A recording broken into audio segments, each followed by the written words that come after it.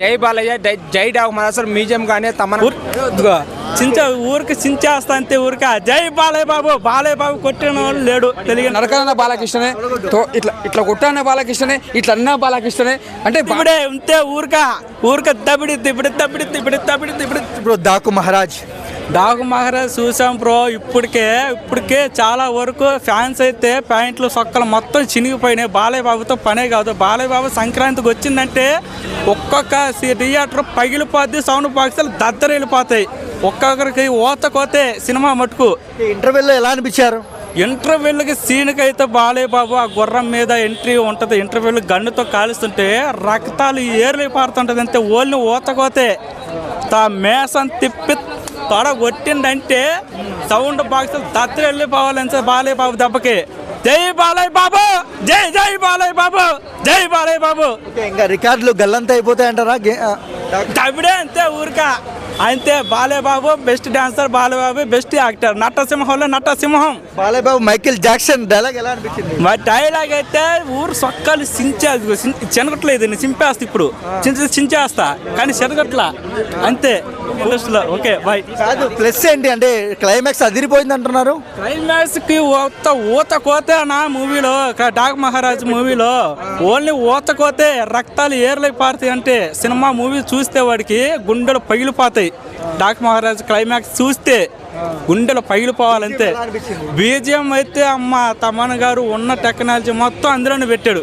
మొత్తం పెట్టినట్టు సౌండ్ దద్దరు వెళ్ళిపోతుంది అంతే. బాలయ్య బాబు జై బాలయ్య బాబు, జై బాలయ్య బాబు, జై బాలయ్య బాబు. డాకు మహారాజ్ సినిమా చూస్తుంటే గుర్రం మీద సవారీ చేసుకుంటూ వస్తుండు బాలకృష్ణ గారు. సంక్రాంతి కోసం ముందుగా గుర్రం ఎక్కి థియేటర్లోకి వస్తుండే. ఆల్రెడీ సినిమా మాత్రం పెద్ద బ్లాక్ బస్టర్ అని చెప్పొచ్చు. డాకు మహారాజ్ గారు చెప్పాలంటే బాలకృష్ణ గారిది ముందుగా లెజెండ్ ఎంత ఎంజాయ్ చేసినామో, మనము ఒక సమరసింహరాడు ఎంత ఎంజాయ్ చేసినామో, ఇలాంటి సినిమా చూసినాం కదా, మళ్ళీ ఒక డాకు మహారాజ్ సినిమా కూడా అంత ఎంజాయ్ చేస్తాం మన. ఏందన్నా బాలకృష్ణ ఈ ఏజ్లో కూడా అంత ఎనర్జీగా చేస్తుందంటే మామూలు మాట కాదన్నా. ఒక్కొక్క ఫైట్లు ఒక పంచులు కొడుతుందంటే మామూలు మాట కాదన్నా. ఇచ్చి పడేసిండు అంటే ఎక్కడ చూసినా కూడా బోరింగ్ లేకుండా ఆ డైలాగులు కొట్టాలన్నా కూడా బాలకృష్ణనే, తొడలు కొట్టాలన్నా బాలకృష్ణనే, గుడ్డలతో ఇట్లా బాలయ్య సినిమా అయితే ఇచ్చి పడేసిన డాకు మహారాజ్ మూవీ వస్తే ఎన్బీకే ఫ్యాన్సే కాదు ప్రతి ప్రేక్షకుడు కూడా మూవీ చూడొచ్చు. జనం మ్యూజియం కానీ, ఆ పాటలు కానీ, ఆ డబ్ల్యూడి సాంగ్ కానీ, ఆ డైలాగులు కానీ, బాలయ్య బాబా మాస్ ఎంట్రీ కానీ అన్న సినిమా అయితే వేరే ఇచ్చి పడేసింది అన్న. మామూలు కాదు అసలు ఈ ఏజ్లో కూడా మన బాలయ్య బాబా అంత ఎనర్జీగా అంత మా జాతర మొదలైందన్న. సినిమా అయితే ఇచ్చిపోయి ఈసారి సంక్రాంతి వినర్ అయితే డాకు మహారాజ్ అన్న. మూవీ అయితే చాలా బాగుంది. బాబీ గోల్ ఇంత అద్భుతంగా డైరెక్ట్ చేశాను అయితే అనుకోలేదన్న. బాలయ్య బాబును తన ప్రేక్షకులు ఎలా చూడాలనుకుంటున్నారో మాస్ అభిమానులకు ఆ విధంగా చూపించారన్న.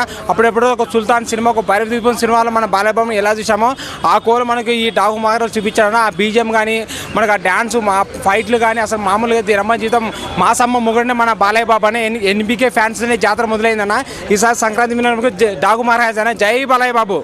అంటే ఇంటర్వెల్ బ్లాక్ 20 నిమిషాలు రచ్చ అంటున్నారు థియేటర్లో. ఇంటర్వెల్ బాగా కాదు, మాకు పండపించి రచ్చ. నాకైతే ఒంటికి వచ్చిన కానీ పాయింట్ పోసుకున్నా ఎందుకు బాత్రూమ్ పోతామని అలా ఉంది సినిమా. మామూలు కాదు.